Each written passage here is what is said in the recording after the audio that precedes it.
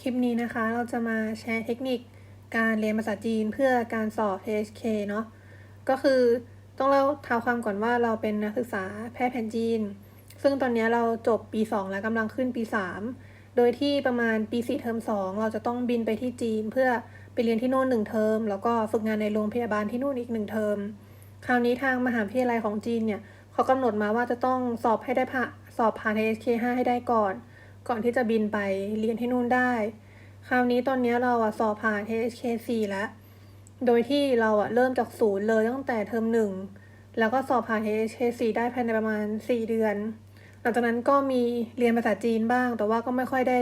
ทบทวนเท่าไหร่เพราะว่าเน้นทางเนื้อหาเกี่ยวกับหมอมากกว่า เราก็เลยอยากจะกลับมาแชร์เกี่ยวกับวิธีการอ่านภาษาจีนเนาะสำหรับคนที่อาจจะต้องใช้ระดับ HSK เพื่อที่จะไปเรียนต่อที่นู่นหรือว่ายื่นสมัครงานที่นู่นเนาะอันนี้ก็จะเป็นเทคนิคที่เราคิดว่ามันทำแล้วมันค่อนข้างเวิร์กก็อย่างแรกที่เราจะทำทุกเช้าเวลาเราตื่นขึ้นมาสำหรับภาษาจีนเนาะก็คือการตื่นมาเราก็ค่อยๆนั่งคัดคำศัพท์โดยที่เราก็ดูว่าระดับที่เราจะไปสอบเนี่ยเขากำหนดศัพท์ไว้ประมาณกี่คำอย่างเช่นถ้าเป็น HSK4 เขาจะกำหนดไว้ประมาณ 1,200 คำที่เราต้องรู้ก่อนไปสอบถ้าเป็นระดับ HSK5 เขาก็จะกำหนดไว้ประมาณ 2,500 คำเราก็ไปเอาคำศัพท์พวกนี้มาแล้วก็ค่อยๆนั่งท่องไปทีละคำเนาะโดยที่ก็ท่องประมาณคำหนึ่งเนี่ยเราจะเขียนประมาณ 5-10 ครั้งอยู่ข้างหลังเพื่อที่ว่าเราจะเหมือนค่อยๆท่องคำนั้นไปแล้วก็ระหว่างที่เราเขียนเนี่ยเราก็จะออกเสียงเป็นพินอินด้วยเพราะว่า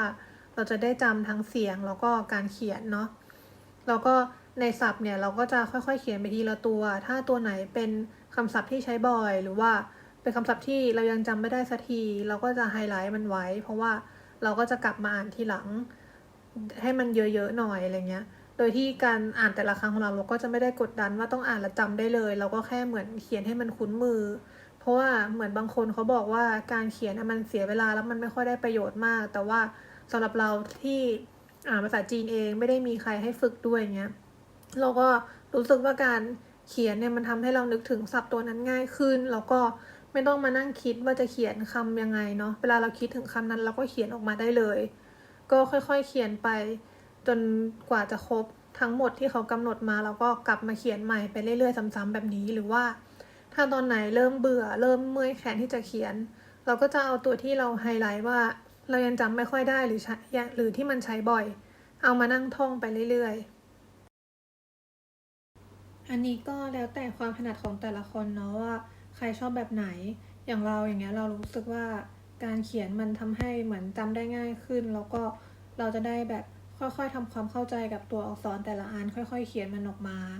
แต่ว่าถ้าบางคนแบบชอบในการที่จะเหมือนฟังหรือว่าคุยกับคนอื่นมันก็ดีมากเลยแต่ว่าพอดีเราไม่ค่อยได้มีเวลาไปฝึกกับคนอื่นหรือพูดกับคนอื่นการที่เหมือนแบบค่อยๆจำศัพท์ไปมันก็ช่วยเราได้มากในการแบบเหมือนแต่งประโยคหรือว่าทั้งเขียนหรือว่าทั้งพูดกับคนอื่นที่เมื่อเราจำเป็นต้องใช้ภาษาจีนอีกอย่างหนึ่งที่เราทำสำหรับการฝึกภาษาจีนด้วยตัวเองก็คือเนี่ยแหละไปโรงเรียนพิเศษมาเพิ่มเนาะคือปกติตอนแรกเราไม่ได้เรียนพิเศษที่ไหนเลยทางมหาลัยเขาให้เรียนเราก็เรียนไว้บ้างตอนปี1อะไรเงี้ยแต่ตอนที่เราจะสอบ HSK5 จากเหมือนจาก HSK4 เป็น HSK5 มันศัพท์มันค่อนข้างยากมากแล้วก็ศัพท์บางตัวมันแบบมีได้หลายความหมายแล้วมันใช้ไม่ค่อยเหมือนกันคราวนี้เราก็เลยมาลงเรียนภาษาจีนเพิ่มเติมที่สถาบันนี้แต่ว่าคือเขาก็ไม่ได้สปอนเซอร์อะไรนะแต่ว่าเราค้นพบว่าการเรียนแบบนี้มันค่อนข้างทำให้เราแบบภาษาจีนดีขึ้นมากก็จะเห็นว่าเนี่ยที่เราเรียนก็คือตอนแรกเป็นบทความต่างๆที่เขาให้มาเนาะแล้วมันก็จะมีส่วนที่เป็นเหมือนคำศัพท์ในแต่ละบทเราซื้อเขาก็จะเอาคำศัพท์ที่มีอยู่ในแต่ละบทเนี่ยมาแต่งประโยคให้เราดูว่าคำศัพท์แต่ละตัวมันแปลความหมายได้แบบไหนบ้างแล้วก็มันใช้ได้ในแบบประโยคแบบไหนอะไรอย่างเงี้ย ซึ่งมันทำให้เราเห็นภาพได้ชัดมากเลย แล้วก็การที่เหมือนแบบค่อยๆเขียนไปทีละประโยคช่วยกันแต่งประโยคมันทำให้เราภาษาจีนดีขึ้นเร็วมาก แล้วก็เข้าใจแพทเทิร์นของการเรียงประโยคได้ดีขึ้นจริงๆ แล้วก็หลังจากพวกคำศัพท์เขาก็จะมีเหมือนแกมมาในแต่ละบทมาให้ว่ามันแบบเป็นแกมมาของแต่ละตัวมันใช้แบบไหนอะไรเงี้ยรวมถึงท้ายบทเขาก็จะมีเหมือนพวก กันบ้านมาให้เราทำว่าที่เราเรียนมาแต่ละบทเนี่ยมันเอามาลองทำกันบ้านดูว่าเราเข้าใจจริงๆไหมซึ่งสำหรับเรามันดีมากเลยส่วนอันนี้เป็นคำศัพท์ที่ทางข้อสอบ HSK เนี่ยเขากำหนดมาให้ว่าแต่ละระดับที่เราไปสอบเขาต้องการกี่คำอย่างเช่นอันนี้ตอนที่เราสอบ HSK 4เนาะเขาก็จะให้มาเลยว่ามีคำทั้งหมดกี่คำตอนนั้นก็ถ้าเป็น HSK 4ก็ประมาณ 1,200 คำเขาก็จะให้เป็นคำศัพท์มาพร้อมกับตัวอย่างการแต่งประโยคซึ่งอันนี้จริงๆก็ดีมากเพราะว่าเราก็ค่อยๆมานั่งดูศัพท์เราก็ดูการใช้ประโยคของเขาข้างหลังได้เลยมันก็ทำให้เราเห็นตัวอย่างประโยคได้เยอะขึ้นทำให้เราแบบจำได้มากขึ้นโดยวิธีที่เราอ่านก็คือเราก็จะแบบถ้าคำไหนเราจำไม่ได้เราก็ไฮไลท์ไว้หรืออันไหนจำได้แต่เสียงเขียนไม่ได้ก็ไฮไลท์เป็นตัวหรือบางทีอยากจะมานั่งท่องโดยที่ค่อยๆเขียนไปทีละคำเราก็จะเขียนไว้ข้างๆใน iPad แล้วก็ถ้าอยากจะมาท่องซ้ำก็แค่ลบออกอะไรเงี้ยมันก็ค่อนข้างสะดวกมากเพราะว่าอยู่ที่ไหนเราก็นั่งท่องศัพท์ไปได้เรื่อยๆมันทำให้เราเหมือนคุ้นเคยคำศัพท์ใน HSK ที่เราจะไปสอบได้ดีมากเลยเพราะว่าข้อสอบเขาก็จะออกคำศัพท์อยู่ในศัพท์พวกนี้ที่เขาให้ตัวอย่างเรามาต่อไปก็จะมาเกี่ยวกับการฝึกทำโจทย์เนาะก็คือโจทย์หน้าตาแบบเนี้ยเราโหลดได้ในอินเทอร์เน็ตเลยเขามีเหมือนให้ลองทำฟรีอันนี้ก็เป็นตอนที่เรานั่งทำ HSK 4ก็ทำเสร็จแล้วเขาก็จะมีเฉลยมาให้เลยว่าแบบมันคืออะไรจากพวกแบบฟังเทปก็คือมีประโยคมาให้ดูเลยว่าเขาพูดอะไรกันอะไรเงี้ยคำศัพท์ไหนที่เรายังจำไม่ได้เราก็เหมือนเดิมก็คือไฮไลท์เราก็แปลคำศัพท์นั้นไว้เวลาเรากลับมาเราก็จะได้เหมือนแบบดูเฉพาะศัพท์พวกนั้นที่เราจำไม่ได้อะไรเงี้ยแล้วก็มันดีตรงที่มันจะมีพวกข้อสอบฟังเราก็เข้าไปฟังซ้ำๆเพื่อให้เราชินกับสำเนียงของการสอบได้โดยที่ข้อสอบอันนี้ในแต่ละระดับเขาก็มีให้หลายชุดเนาะก็ฝึกทำสัก3-4 รอบแล้วว่านะประมาณ3-4 รอบก่อนที่จะไปสอบจริงมันก็จะทำให้เราแบบไม่ตื่นเต้นเราก็รู้ว่าเขาจะออกประมาณไหนมีการสอบมีส่วนไหนบ้างมีเรียงประโยคไหมมีฝึก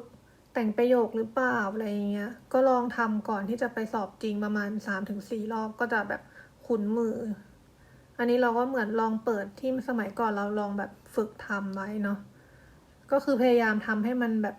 ได้คะแนนรวมเกินสักคือจริงๆมันเต็ม300เราควรจะได้สักเกิน200กว่าถึงจะไปสอบเลยเพราะว่าเวลาเราไปสอบของจริงคะแนนเรามันจะลดลงอีกหน่อยนึงเพราะว่าเขาเอาผ่านที่180ก็พยายามทำให้ได้200กว่าแล้วค่อยไปสอบก็จะดีที่สุดก็ประมาณนี้นะที่เราทำสำหรับเตรียมสอบส่วนอันนี้เป็นวิธีที่เราทำถ้าตอนที่เราเหมือนเบื่อในการท่องศัพท์หรือว่าช่วงไหนที่เราสอบหนักๆเนาะเราก็จะแบบพยายามไม่ลืมภาษาจีนโดยที่เนี่ยใช้แอปพวกนี้อย่างเช่นอันนี้เป็น HSK ก็เข้ามาที่เราใช้บ่อยมากที่สุดจะเป็นการเหมือนเข้ามาดูศัพท์ของแต่ละ HSK ที่เราจะสอบเนาะแล้วก็ค่อยๆจำแล้วก็เวลาเขาเหมือนมีคำศัพท์มาให้เราสักแบบ10 ตัวอะไรเงี้ยเขาก็จะมี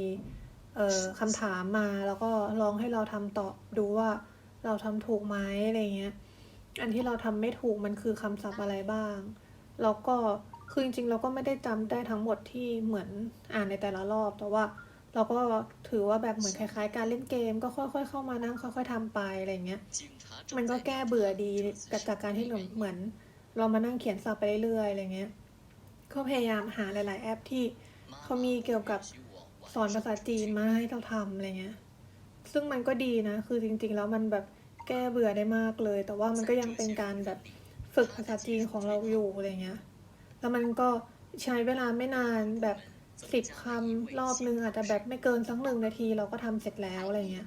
ถ้าเราแบบยังมีเวลาเราก็ยังทำต่อได้หรือถ้าเรามีเวลาแป๊บเดียวเราก็พอต่อรอบนึงก็ได้ซึ่งมันจะมีเหมือนแบบฝึกหัดอย่างอื่นอีกแล้วก็เข้าไปดูก็ได้ว่าแบบไหนเหมาะกับเราหรือว่าแอปไหนที่เหมือนเราเข้าไปทำแล้วแบบเราชอบ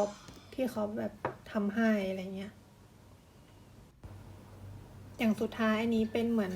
ตอนที่เราพักในแต่ละวันและไม่ได้จะอ่านหนังสือหรืออะไรแล้วก็เลือกซีรีส์ดูเป็นภาษาจีนเนาะซึ่งช่วงนี้ซีรีส์จีนที่มีเยอะๆก็อยู่ในแอป VTV เขาก็มีซีรีส์เยอะอะไรเงี้ยให้เราเข้าไปดูได้แต่ว่าซีรีส์ส่วนใหญ่ที่เราจะดูจะเป็นซีรีส์เหมือนแนวปัจจุบันรักๆไวสายมากกว่าที่จะเป็นแบบซีรีส์แบบจอมยุทธเพราะว่าถ้าเป็นแบบซีรีส์สมัยก่อนอะศัพท์มันจะ ไม่ค่อยเหมือนกับที่เราต้องใช้ในปัจจุบัน เราก็เลยเหมือนมาดูซีรีส์ในปัจจุบันมากกว่าอะไรเงี้ยจะได้ฝึกให้ชินหูด้วย แล้วก็รู้ว่าเหมือนความเร็วในการพูดเขาเร็วขนาดไหนของจริงอะไรเงี้ยเราก็ถือว่าแบบเป็นการรีแลกซ์ที่ก็ยังถือว่าได้ฝึกภาษาจีนอยู่ ก็อันนี้เราก็จะทำบ้างเวลาแบบเหมือนแบบเครียดหรือเหนื่อยมากๆก็ดีนะรีแลกซ์ดี